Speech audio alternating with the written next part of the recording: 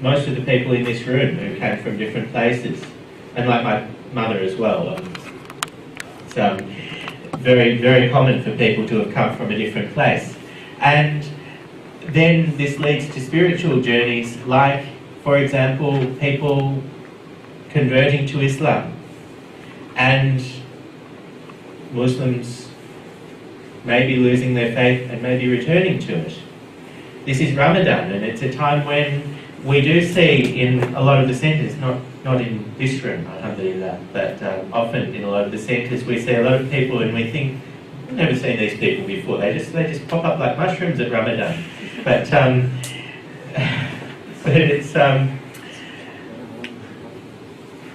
it's a time of year when that happens, and of course many of us are inclined or tempted, I guess, to think of those people and be judgmental and think, oh look, they must not be sincere. Why weren't they practicing Islam when it wasn't Ramadan? But that's something that's between them and their Creator, and we can't know that. And Ramadan is given to us as a reminder to help us with this very thing. The Prophet ﷺ said, اللهم صل على محمد وآل محمد. He said, verily Ramadan has been thus named because it scorches away the sins. And it's a time when people do return to their faith, when often they haven't been practicing it. And it is a struggle to hold on to your faith when you have been moved from one culture to another, when you're surrounded by people who are doing different things. It is a struggle to do the same things. And I have a great deal of empathy with that, I will say.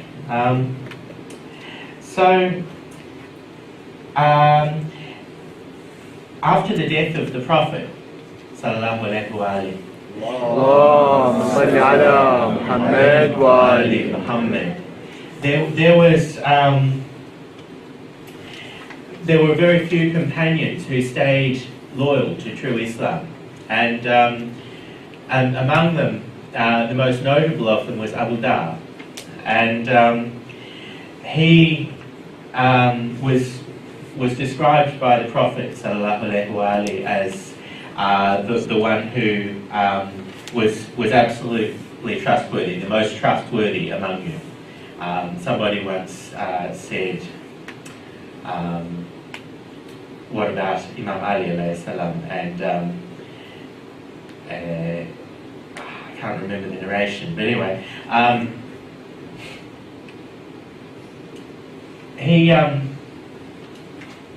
he suffered for this loyalty, but he was rewarded in the Akhirah. So I don't know if you know the story of his life, but he was told by the Prophet sallallahu alaihi wasallam that you will die in a very lonely place with few companions, but you will be rewarded in the Akhirah.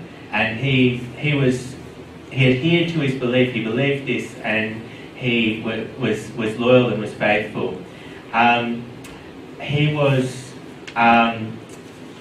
accused of speaking against the Caliph of his time, and when he was brought to the Caliph, he was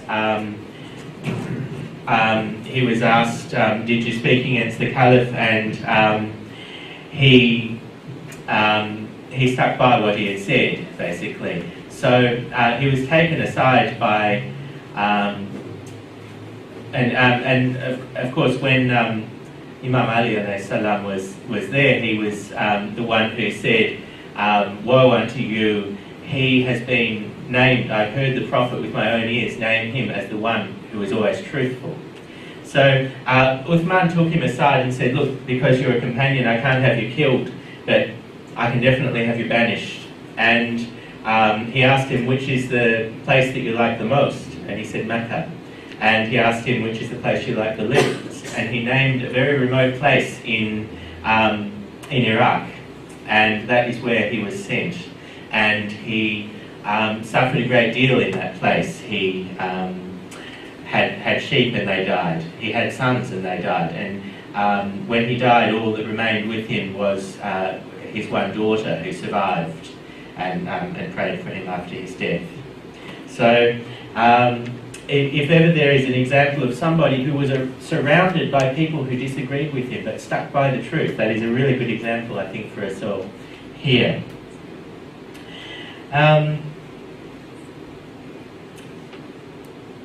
So, what is the nature of the place where we are, which surrounds us here? I think that if we are here in Australia, we are here certainly with a purpose, which is that we have a lot to offer.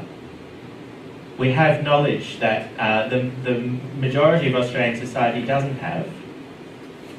But at the same time, because we're a minority, we only have a very small voice a lot of the time. Muslims in Australia are around 2% of the population, and Shia Muslims even a much smaller minority within that. So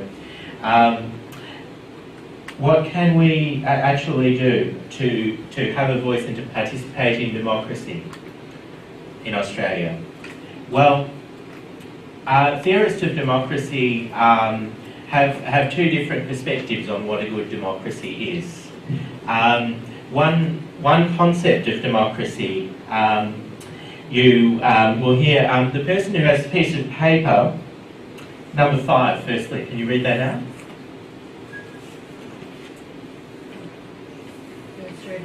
Yeah, big voice, big voice. During the past 3,000 years, people have been experimenting with democracy, and only in the last 200 have they practiced it exclusively by holding elections. Yet we regard elections as the only valid method. So, what are the things that come to your mind when you hear the word democracy? Majority rules.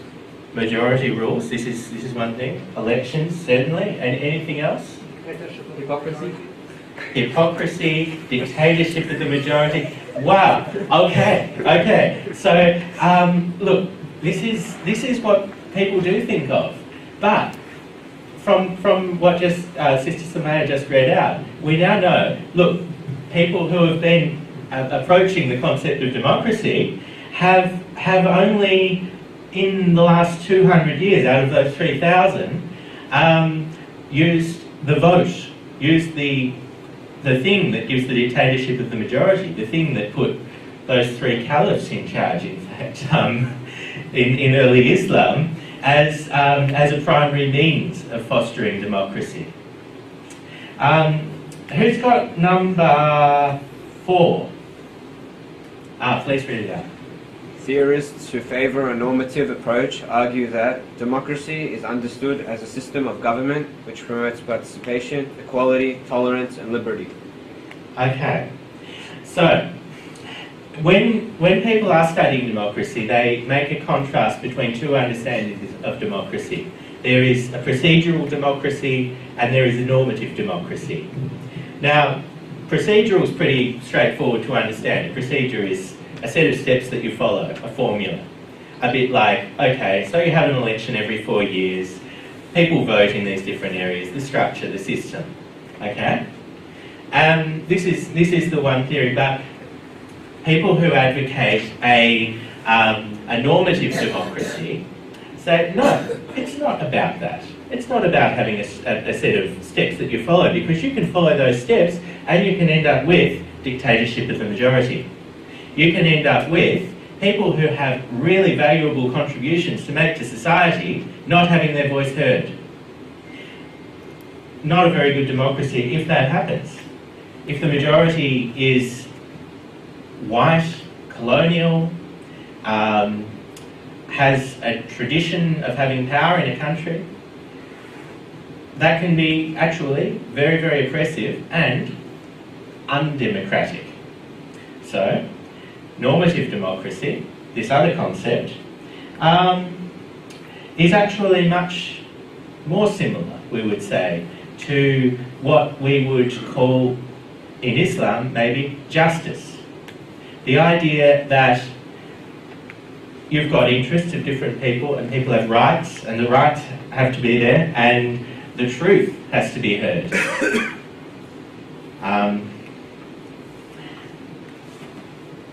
Who's got number 3? Yes? Imam Ali alayhi salam was once asked which was better, justice or generosity, to which he replied, justice put things in their rightful place, whereas generosity takes them away from their course. Justice is a general predominant state, whereas generosity is a transient characteristic. Justice is therefore the nobler and better of the two. So, would you say that procedural democracy, where the majority votes on things, would you say it's more like generosity or justice? Which does it lead to? Generosity, yeah. Why? Okay. Has anyone heard of the concept of pork barreling? Pork barreling? No? This is a term you'll hear in the media a fair bit around election time. Basically what it means is buying votes in different electorates, not by bribing people directly, but by saying, oh, this electorate, it looks like it's a bit iffy, I'm not sure if our party's going to win there, so we'll just promise to build a stadium in that area. We'll just promise to build a road through that area where people have been asking for one, but we'll neglect the much greater need for a road in that other area because, well, they always vote for us. Forget them. And that lot never vote for us, so forget them. We're going to put all the money into the areas where we might be able to make that little difference that's going to get us over the line in the election. So there's a lot of generosity going around, very selectively, but there is not any fairness, not any equity, and not any justice. Why is it called pork barreling? I don't know. Because pigs are fat animals and they have a lot of energy in them, I guess. So there's something that you could potentially throw around. Who's got number 6? Please. So this is from Imam Ali alayhi salam. Justice is the support of the masses and the beauty adoring the governors. The support of the masses and the beauty adorning the governors. Beautiful, beautiful. So, on the one hand, you've got people trying to get support by generosity. On the other hand, you have justice. And yet, he's saying that the support of the masses is important. That the legitimacy of governance means actually pleasing people.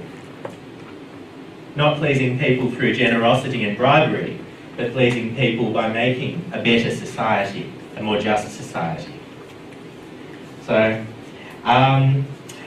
in Australia, I would say that we have both forms of democracy practiced. On the one hand, we do have pork barreling in elections. We have people trying to win votes by throwing money around and bribing people, and we have a lot of unfairness. We have a lot. On the other hand, there are opportunities to participate through things like the fact that we have the right to protest in the streets. This is a really important attribute of a democratic system. It is probably much more important than elections. We have the right to speak openly through media without fear of punishment or retribution. We have an independent broadcaster, the ABC, which sets a balance against the commercial interests of the other broadcasters. So through this system, there are a whole lot of ways that you and I and everyone else can have our voice heard, can actually make a contribution to the society, and can show people the beauty and the wisdom of what we know through our religion. Can anyone just think, what are some ways in which we can participate in what we call the public sphere, in the society, that do not involve voting, but involve having a voice? Does anyone have any suggestions?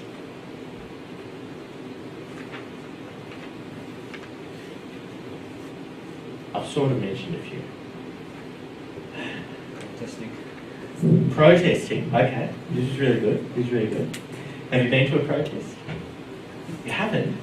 No, does that count? Does it count? I don't know. Just what count? Like that one. Well, I can't remember it, but like we went to the city once, and then they were protesting about one of the issues. It was like Which issue? yeah, it was in Iraq. It was an issue in Iraq. There was an issue in Iraq. I believe Taliban protested in front of the mosque. So the invasion of Iraq by ISIS, that was an issue that we had a voice on. Yeah, definitely. Who's been to a protest about Palestine? Hands up. Yeah, okay, a few of you. That's good. That's very good. So yeah, protesting. This is a really good thing. What else do you do? Have you ever, I don't know, done anything else to contribute to public discussion, public debate? Yes? Well, this like not really protesting, just spreading awareness about an issue. Spreading awareness. How do you spread awareness about an issue? You campaigns, raise, I don't know, raise awareness. You campaign to raise awareness? Fundraisers, stuff like that. Fundraisers? Brilliant, yeah. The community, especially like public areas, and you set up stalls and you like get out flyers, I don't know. Absolutely, absolutely. Set up stalls, give out flyers. What about the Who is Hussein campaign? Who's participated in that? Well, look at this. Who is Hussein? You might not know about it, but that was an absolutely brilliant campaign. Can you tell us what it was about? So pretty much we went out to the city and we handed out bottles and flyers about Hussein, and we set up a stall, a hijab stall, and there was a calligraphy stall, and we raised a lot of awareness about who Hussein is. And why does it matter that people know who is Hussein? Because if they didn't know who Hussein is, then they would judge us, they'd judge our book by its cover. So they wouldn't really know who Hussein is, and they'd probably just think of him as another terrorist organization or something. So by raising awareness that he's actually a person that did something good, it's better than nothing. A person who did something good, wow. Okay, I mean he's the person who pretty much gave his life to say no to oppression. So yeah, if there was anybody who was standing for democracy, if you like, standing against oppression, that was him, because he gave his life for it, absolutely. Okay, look, that's just about all we have time for with this discussion.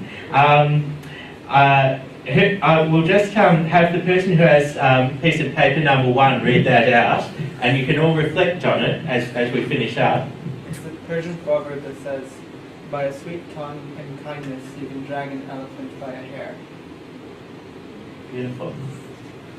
By a sweet tongue and kindness you can drag an elephant by a hair. It's just something to reflect on as you go home. So we just, as I said, after the program, anyone who's willing to stay and speak with Bronwyn, please do. Before we finish up, Sister Rusaba would just like to make a brief announcement regarding the flowers and papers and things like that. Here, Sister Rusaba, please welcome her with a salawat. Allahumma salli ala Muhammad wa ali Muhammad.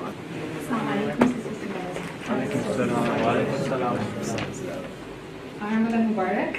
This is the month, it's our holy month, and in this month our Quran was revealed. So we do this program to enhance our knowledge. So in this month, we will try to do something for Imam Zaman al-Salam, inshallah. It's just, we will memorize 114 name of surahs from Quran, upcoming 9 weeks, inshallah, like every 5 days. This is our plan. Like in these 30 days of Ramadan, we will memorize 30 name of surahs. Every week we will memorize 10 surahs, and we can use WhatsApp to buzz like each other, like to remind ourselves. And upcoming weeks we can do 14 name of surahs each week, and that dedicates to our 14 Muslimin, inshallah. And these 30 days we will dedicate all the surahs for Imam Zaman al-Salam, inshallah. And so today we will try to memorize 10 name of surahs, just a name, meaning it's not necessary, but as a Muslim we should know the name of surahs of our Quran. So number 1, Fatiha, number 2, Baqarah, number 3, Al-Imran, number 4, An-Nisa, number 5, Al-Ma'idah. If it's okay for you, can you just read this loud, all of you?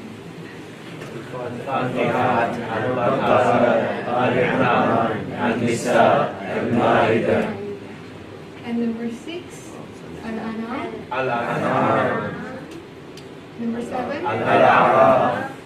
number 8, Al-Anfal. number 9, Al-Tawbah. number 10. Yunus. Inshallah, we'll try to memorize this one this week, and next week, upcoming week, we'll have some small quiz. So every week we'll have a quiz for this one, and at the end of 9 session, we will do all together 114. We will have some like big quiz session, and for that we will provide 5. We will select 5 best participants, and we will have some prize gift for them, inshallah. So this is all. Thank you. اللهم صل على محمد وآل محمد. So sister, they're on the bit of paper that Oh, sorry. The flower is behalf of our Imam Zaman alayhi salam, as a like we're studying a good deed. So for that, there's a flower from Imam Zaman alayhi salam, and the paper for 30 days we'll memorize these 30 surahs, inshallah, and we'll have that quiz after the Ramadan. Thank you very much.